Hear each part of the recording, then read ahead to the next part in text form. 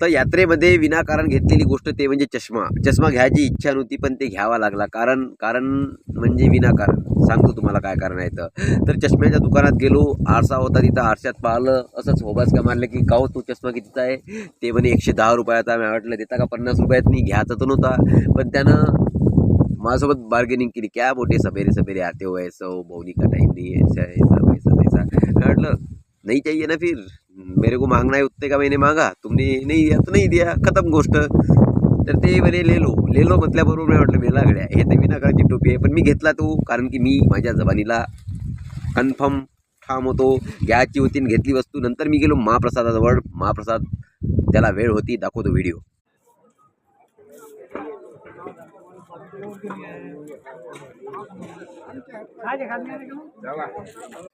तर भूक खूप लागली होती आणि महाप्रसादाला वेळ होता, खूप वेळ होता. त्याच्यामुळे जत्रेतनी गेलो, जत्रा पाहिली, सगळ्या लहानपणीच्या गोष्टी आठवल्या. आता दाखवतो जत्रेतली गोष्ट.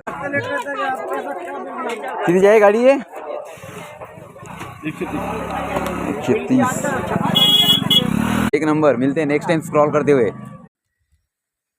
नंतर यात्रा गित्रा झाली सगळी, फिरफार करून नंतर गेलो जेवासाठी. कोंडोलीच्या जत्रेतनी आलं होतं हॉटेल तिथे.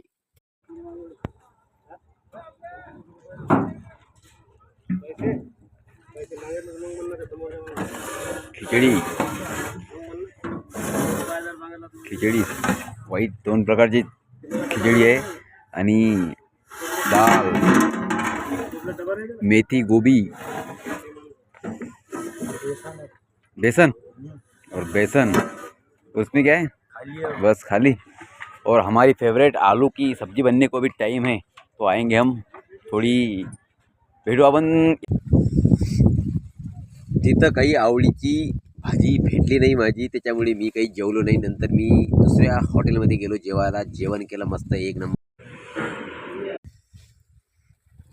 तिथंही म्हणे हाफ काही भेटत नाही म्हणे. मी म्हटलं राहायला, म्हटलं खात नाही. हाफ भेटत नाही म्हणजे हाफमध्ये आपण हाफमध्ये फुल जेवतो, कारण की भाजी एवढीशी असल्यावर 4-5 फळ्या कशा बी दाबते माणूस त्यातनी. नंतर भात तर पाहिजेच. त्याच्यामुळे म्हटलं हे आपल्या बजेटच्या बाहेर गोष्टी जाते. ते म्हणे मग भेटते. मग खाली आलो, खालून परत वर गेलो. वर गेल्यानंतर मग आरामात जेवलो परत.